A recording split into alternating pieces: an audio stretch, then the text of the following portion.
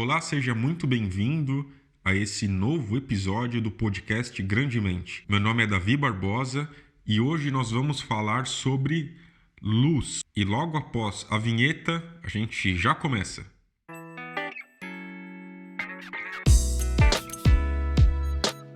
Estou muito feliz, estou muito empolgado porque esse episódio vai falar de um assunto muito importante, um assunto que eu gosto muito. E para dar início, vamos falar sobre a astrofísica. É uma área que estuda dos processos físicos no universo. Mas essa área tem uma dificuldade que são as grandes distâncias.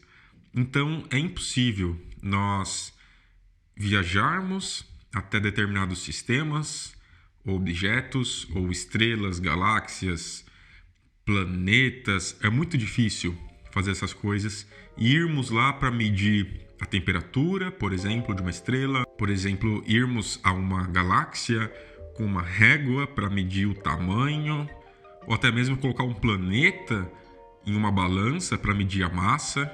Mas como será então que nós, astrofísicos, conseguimos trabalhar, conseguimos estimar essas coisas e ter essas informações, por exemplo, como temperatura, a química desse objeto, por exemplo, que elementos químicos estão nessa região do universo, saber também a massa, saber muitas outras coisas, velocidade, como que a gente consegue ter essas informações, sendo que não é possível ir lá e medir com os nossos equipamentos, porque são distâncias que, percorridas em anos-luz, beiram a centenas de milhares, milhões, às vezes até bilhões de anos-luz. É impossível. A resposta é que a gente consegue essas informações através da luz. Até o presente momento que eu estou gravando esse vídeo, a luz é o meio que os astrofísicos, que os astrônomos mais usam para entender e estudar o universo. É claro que não é o único meio, é o que a gente chama de astrofísica multimensageira, porque também é possível extrair informações de outros meios.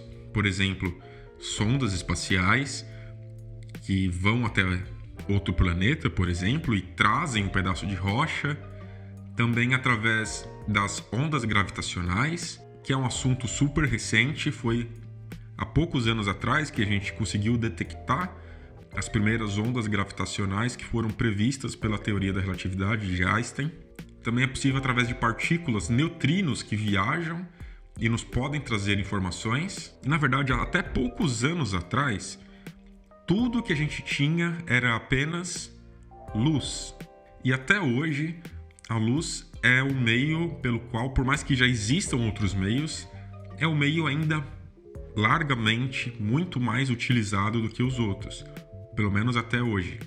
O termo mais específico, o termo mais correto seria radiação eletromagnética. E esse incrível fenômeno físico é capaz de transportar imensa quantidade de informação. E nós sabemos que a radiação eletromagnética é descrita por equações matemáticas muito bem ajustadas e muito bem definidas. E é utilizando essas equações, essas leis da física, descritas pela matemática, que é possível nós coletarmos a luz vinda de algum objeto do espaço e, através dessa luz, conseguir identificar todas essas características. De certa forma, está criptografada na luz, na radiação eletromagnética. O que isso significa? A informação está lá, mas você precisa saber desvendar. Você precisa saber como extrair a informação que está na luz. E, em simples palavras, esse é o trabalho, é isso que os astrofísicos, em sua grande maioria, fazem. É coletar essa luz com algumas técnicas e trabalhar esses dados e conseguir inferir e entender melhor tudo o que está acontecendo e de onde é esse objeto. E a radiação que nós estudamos é capaz de falar não só apenas dos objetos, mas até mesmo das regiões onde esse objeto está. É capaz até mesmo de falar da região onde a luz passou até chegar na gente. Mas então, como que a gente faz para trabalhar isso? Bom, de maneira prática, tudo começa com a captação dessa informação. A captação dessas ondas eletromagnéticas ou desses fótons, que talvez em um outro programa eu vou explicar a dualidade da luz, que ao mesmo tempo que ela é onda, ela também é partícula. Mas por enquanto, nós entendermos ela como onda é o suficiente para entender os conceitos que eu vou falar aqui. E os equipamentos que nós usamos para lidar com a luz, para detectar a luz e de uma maneira que possamos depois conseguir trabalhar, são equipamentos específicos. São equipamentos que são calculados, que são projetados por engenheiros, por mentes realmente brilhantes e inteligentes, para que a gente consiga entender a informação que, de certa forma, está criptografada na luz. Então você percebe que o processo de entender as informações que a luz carrega é um processo que, desde o início, envolve inteligência, envolve planejamento, envolve equipamentos que demoram, às vezes, meses, anos, para que o conceito deles seja estabelecido, seja concretizado em um aparelho físico, e depois tem todo um processo de calibrar esses aparelhos, aonde vamos instalar esses aparelhos. Um exemplo disso é, por exemplo, o seu roteador. Você sabe que ele fornece internet, fornece uma rede aí para sua casa, e esse equipamento, por exemplo, que tem essa função, é um equipamento específico. É um equipamento que foi projetado por um engenheiro, que foi testado, e esse equipamento utiliza de conhecimentos da física, da matemática, para conseguir funcionar, para conseguir alcançar o objetivo dele, que é rotear a internet. Não é diferente dos equipamentos que os astrônomos usam para conseguir captar essas informações, essa luz, essas ondas eletromagnéticas, e mais do que isso, de maneira que depois consigamos trabalhar essa informação e extrair os dados, as características que a gente quer estudar.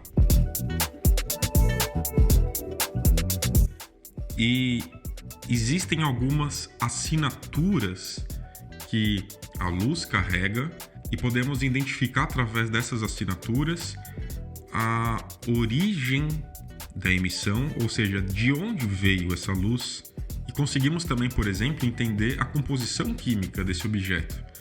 Quando uma estrela ou uma galáxia que está emitindo luz e essa luz vem viajando no espaço até chegar na gente, quando nós coletamos aqui na Terra essa luz vai possuir algumas assinaturas. Conseguimos entender tais assinaturas. Sabe quando tem uma pessoa no hospital que está ligada naqueles aparelhos e tem aquela televisãozinha pequena, aquela tela pequena que fica mostrando o batimento cardíaco da pessoa? Ou, por exemplo, também quando a gente está gravando um áudio e fica aquele gráfico da captação. Quando a gente detecta luz de uma estrela, por exemplo, nós conseguimos fazer o espectro dessa emissão. E esse espectro é justamente muito parecido com isso que eu acabei de falar.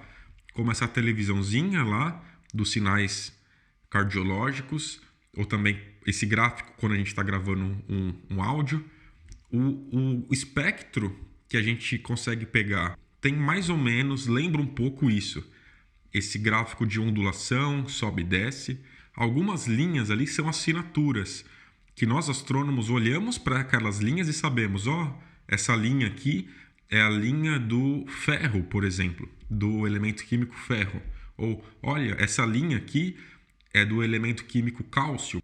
Mas como que a gente sabe que essas linhas são respectivas desses elementos químicos? Nós vamos para o laboratório e fazemos alguns testes de emissão no ambiente controlado do laboratório desses elementos químicos. E aí nós vamos saber no espectro aonde que fica aquela linha de emissão. Beleza? A gente monta um catálogo, faz de vários elementos químicos Depois, quando a gente pega o espectro de uma estrela, por exemplo, a gente bate com aquele catálogo que fizemos, entre aspas, e a gente sabe, olha, no nosso catálogo a gente sabe que nesse exato lugar aqui, essa linha significa cálcio. E nesse espectro que a gente está estudando, essa linha também está aqui. É assim que a gente sabe quais elementos químicos são associados dessa fonte, dessa emissão de luz, dessa estrela, por exemplo, dessa galáxia. É claro que ao decorrer dos episódios eu vou trazer mais informação de astrofísica para você. Como é que a gente entende a temperatura, que é através também da emissão dessa luz que a gente recebe e de todos os outros parâmetros que eu falei no começo do vídeo. Com calma, depois eu vou explicando, mas você percebe como que a luz, como que a radiação eletromagnética é tão importante para a pesquisa na astrofísica, na astronomia, porque através dela a gente consegue entender muita coisa. E até agora eu falei da luz do ponto de vista da física. Eu gostaria agora de fazer uma intersecção com a fé. O que a fé tem a nos dizer sobre a luz? E talvez um dos textos mais importantes e talvez até mais conhecidos na Bíblia que fala sobre luz é o que está escrito em Gênesis 1:3. Diz assim: E disse Deus, haja luz, e houve luz. Eu falei aqui um pouco das características do que a luz é capaz de transportar. Mas uma outra coisa muito importante sobre a luz é que a luz é essencial para o funcionamento do universo como a gente conhece. Para que existam algumas interações na física quântica, por exemplo, cujo, se não existissem fótons, o universo e a vida não existiriam do jeito que a gente conhece. Seria impossível muitas interações físicas, químicas, se não existissem os fótons. E quando a gente vai para o relato bíblico, onde a luz foi o primeiro fenômeno, quando a luz foi o primeiro passo nesses passos de criação, faz total sentido saber que em uma organização que vem de uma progressão, e nesse caso Deus está construindo o universo e tudo que nele existe, começar com a luz. Faz sentido do ponto de vista científico, começar com a luz, com os fótons, com a radiação eletromagnética. Até porque a gente sabe que a luz não precisa de meio para se propagar.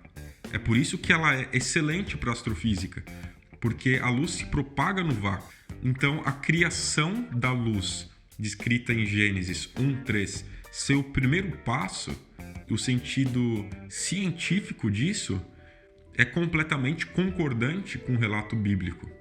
Bom, agora já finalizando, obrigado por ter ficado aqui esses minutos comigo, seja no YouTube ou alguma outra plataforma de streaming de podcast que você está me acompanhando. Convido você a ir lá no meu Instagram, Davi Barbosa OFCC. Me segue lá a gente pode interagir um pouco mais. Aqui nos comentários, de maneira, claro, como eu sempre digo, polida e elegante, você é super convidado e se sinta livre de colocar aqui o que você acha desse assunto. Nesse programa, eu quis trazer um pouco mais de informação científica, um pouco mais de astronomia. Espero que tenha sido relevante para você, espero que você tenha gostado. Se você tiver alguma dúvida, coloca nos comentários aqui. Espero realmente, de verdade, que esse compartilhamento que eu fiz aqui tenha sido legal, tenha sido proveitoso para você. E não se esquece de deixar o like aqui, por favor. Não esquece também de compartilhar se você gostou desse conteúdo. E até mais!